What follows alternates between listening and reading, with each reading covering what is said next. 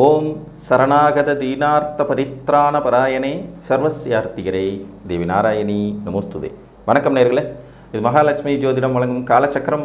உங்கள் அன்பு ஜோதிடர் ஸ்ரீராம்ஜி பேசுகிறேன். அனைவரும் நலமுடன் இருக்கிறீர்களா? நன்றாகத்தான் இருப்பீர்கள், நன்றாக இருக்க வேண்டும்.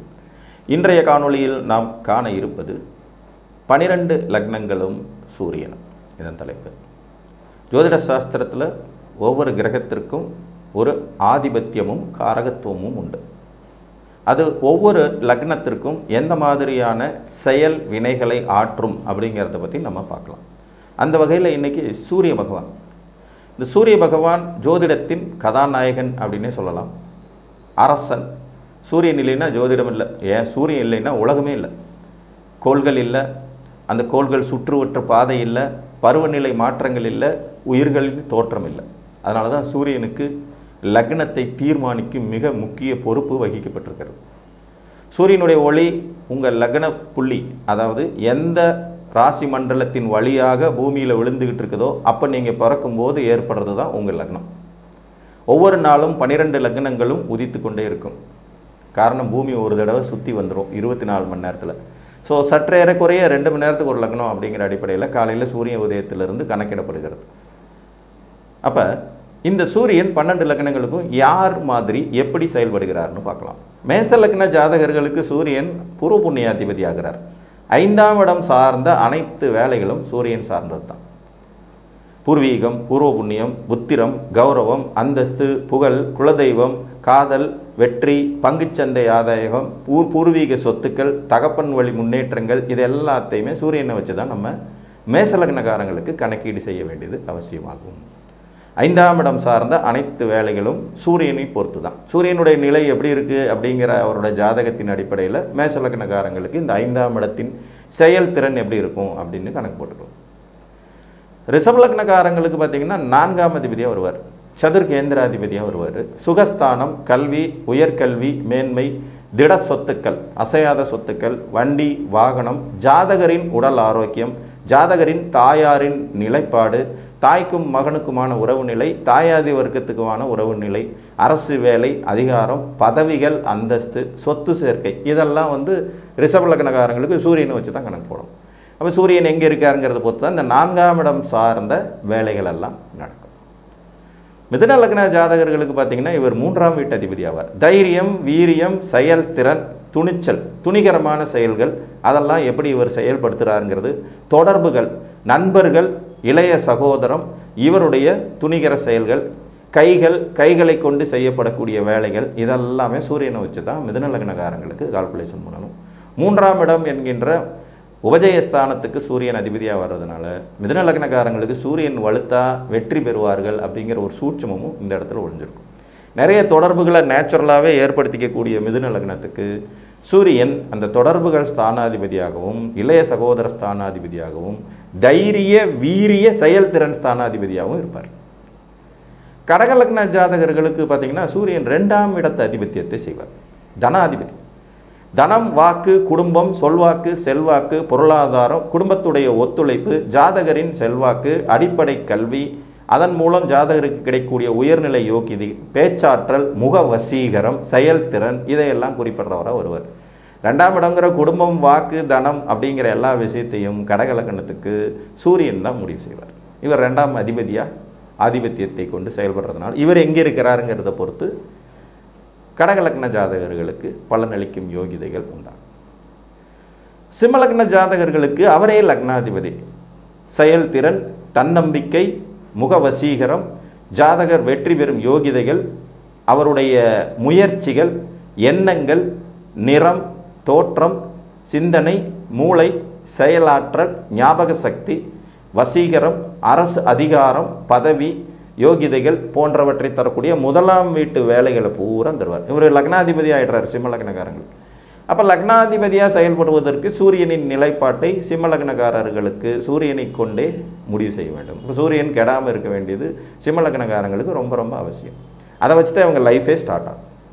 தான் என்கின்ற அகம்பாவத்தை தரக்கூடிய அமைப்பு சிம்மத்துக்கு ஏன் அதிகமாக இருக்குது அப்படின்னா, காரணம் அவங்க லக்னாதிபதி சூரியன்.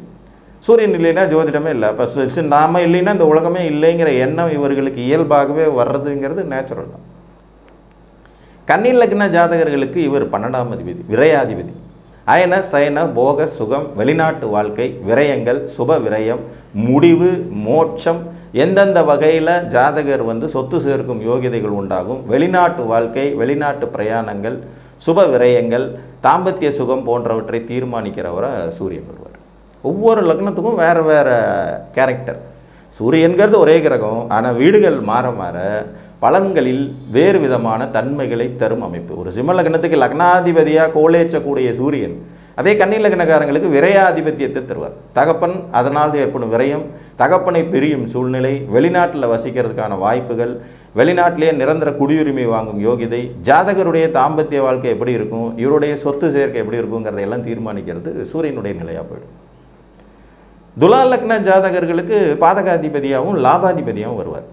லாபமும் இருக்கும், பாதகமும் இருக்கும். 11ஆம் இடத்து வேலைகளை செய்பவர், மூத்தவர்கள், பெரியவர்கள், அரசு அதிகாரம், இவர்களுடைய பராக்கிரமம், துலா லக்னத்தின் பராக்கிரமம், லாப மேன்மை, முன்னேற்றம், தகப்பனாதி வர்க்கத்தோடு இவர்கள் இருக்கும் தொடர்புகள், மூத்த சகோதரனின் நிலைப்பாடு, இவர்கள் செயல்திறன் மிக்கவர்களா இல்லையா, போட்டிகளில் வெற்றி பெறும் தன்மையுடையவரா இல்லையா, அரசு ஆதரவு அல்லது அரசாங்க விரோதம், தகப்பன் ஆதரவு அல்லது தகப்பனால் ஏற்படும் விரோதம் போன்றவற்றை குறிக்கும் வீடாக இந்த வீடு வந்து இவங்க லாபமும் அதில் தான் இருக்கும், பாதகமும் அதில் தான் இருக்கும். ஸோ சூரியனை கொண்டு அதிகார வர்க்கத்தினோடு மோதாமல் அவர்களை அனுசரித்து போகும் டெக்னிக்கை துலா லக்னக்காரங்க நேச்சுராகவே கற்று வச்சுட்ருப்பாங்க. அதனால தான் இவங்க ஆளுங்கட்சியிலையும் எதிர்கட்சியிலையும் நண்பர்களை வச்சுட்ருப்பாங்க. எந்த கட்சி ஆட்சிக்கு வந்தால் ஏன் வேலை நடக்கணுங்கிற தொழில் அதிபர்களை உருவாக்குற லக்னம் துலா. நேரடியாக யாரையும் பகச்சிக்காமல் அனுசரித்து போகும் தன்மை கொண்டவங்களாக இருப்பாங்க. விருச்சிக லக்னத்துக்கு இவர் ஜீவனாதிபதி. 10 தொழில், பதவி, பட்டம், அந்தஸ்து, செய்தொழில், வேலை, சம்பார்த்திய வருமானம். சூரியனுக்கு சம்பார்த்தியக்காரகன் ஒரு பேர் இருக்கனால விருச்சிக லக்னக்காரங்களுக்கு சூரியன் ரொம்ப அற்புதமாக செயல்படுத்தும் தன்மையுடையவர். நார்மலாகவே எந்த ஒரு ஜாதகத்துக்கு சூரியன் வலுத்திருந்தால் நல்லா சம்பாதிப்பாங்க. மற்றவங்க கையை எதிர்பார்க்காம தன்னுடைய வாழ்நாளின் கடைசி வரைக்கும் போராடி வெற்றி பெறும் அமைப்பு உங்களுக்கு இருக்கும். விருச்சிகத்துக்கு 10ஆம் இடங்கிற மிக உன்னத ஸ்தானம். கர்மம், செயல், திறன், பட்டம், பதவி, அந்தஸ்து, உத்தியோகம், சுயதொழில், மேன்மைன்னு எல்லாத்தையும் கொடுக்குறவராக சூரியன் வந்துடுவார். தனுர் லக்ன ஜாதகத்திற்கு இவரே பாக்கியாதிபதி. 9ஆம் வீட்டுக்கு ஆதிபத்தியத்தை பெறுகிறார். 9ஆம் இடம்ங்கிற போது தகப்பன், தகப்பனாதி வர்க்கம், திடீர் அதிர்ஷ்டம், தனவரவு, நீண்ட தூர பிரயாணம், குருமார்களின் நிலை, பூர்வீகம், பூர்வ புண்ணியம், அதிர்ஷ்ட வாய்ப்புகள், வெளிநாட்டு வாழ்க்கை, பங்குச்சந்தை ஆதாயம்ங்கிற மாதிரி பல நல்ல பலன்களுக்கு காரணமாக சூரியன் வந்துடுவார். 9ஆம் இடத்தின் மேன்மைகளை பூரா தனுசு லக்னக்காரங்களுக்கு சூரியனை வச்சு அவருடைய நிலையை வச்சு கணிக்கணும். அப்பாவுடைய நிலையும் கணிக்கணும், அப்பா வர்க்கத்தின் நிலையை கணிக்கணும், அப்பாவால் ஜாதகனுக்கு கிடைக்கிற யோகிதைகள் என்னங்கிறத கணிக்கணும். அரசு ஆதரவையும் அங்கேயே தான் வச்சுட்டோம். அரசாங்க ஆதரவு, நீண்ட தூர பிரயாணம், அதனால் அவர் கிடைக்கக்கூடிய யோகங்கள், அந்நிய தேச வாசம் எல்லாம் தனுசு லக்னத்துக்கு இந்த சூரியனால் கிடைக்கப்பெறும் யோகிதையாகும். மகர லக்ன ஜாதகர்களுக்கு இவர் 8ஆம் அதிபதி.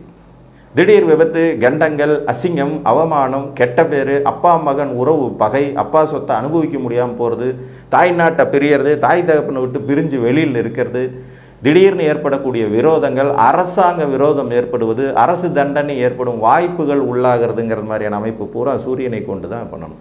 இவங்களுடைய ஆயுள் பலத்தையும் சூரியனுடைய நிலைப்பாட்டை கொண்டே அனுசரிக்க வேண்டியது அவசியமாயிடும். ஏன்னா 8ஆம் அதிபதியா இல்லைங்களா. திடீர் அதிர்ஷ்டமும் அதே தான். காதல் விவகாரங்கள், மறைமுக தொடர்புகள், அதனால் ஏற்படும் சிக்கல்கள், முற்றிலும் புதிய சூழலில் வசிக்க வேண்டிய வாய்ப்புகள், இது எல்லாத்தையுமே சூரியனை கொண்டு மகர லக்னத்திற்கு கணிக்க வேண்டும். உயரத்திலிருந்து கீழே விழுகிறது, அதுவும் அதே அமைப்பு தான்.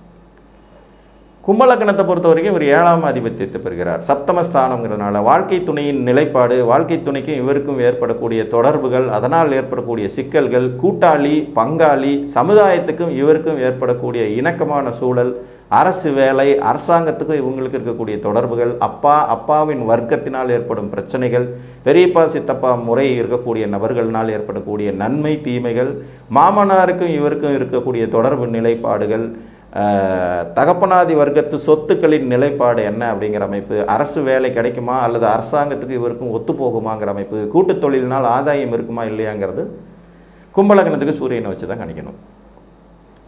மீன லக்ன ஜாதகர்களுக்கு இவர் ஒரு டபுள் ஆக்ஷன் மாதிரி.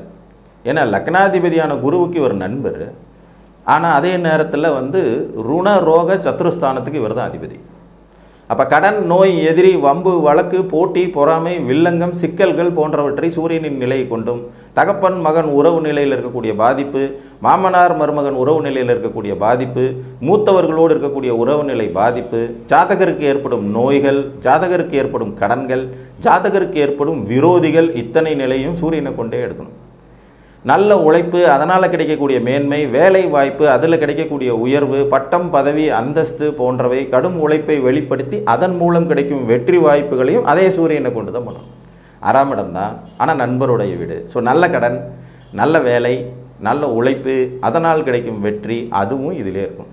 பொதுவாக மீனலக்கணக்காரங்களுக்கு அப்பா வர்க்கத்தோடு தகராறு ஏற்படுறதை தவிர்க்கவே முடியாது.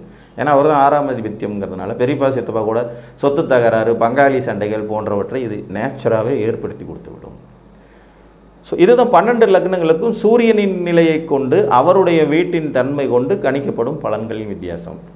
இது ஒவ்வொரு தனிப்பட்ட ஜாதகத்திற்கும் கிட்டத்தட்ட பொருந்தி வரக்கூடிய அமைப்புகளாக இருக்கும். இதே மாதிரி ஒவ்வொரு கிரகத்திற்குமான நிலைப்பாட்டையும் பார்க்கலாம் என்று கூறி மீண்டும் ஒரு காணொலியில் உங்களை வந்து சந்திக்கும் வரை உங்களிடமிருந்து அன்புடன் விடைபெற்றுக் கொள்வது உங்கள் அன்பு ஜோதிடர் ஸ்ரீராம்ஜி. நன்றி, வணக்கம்.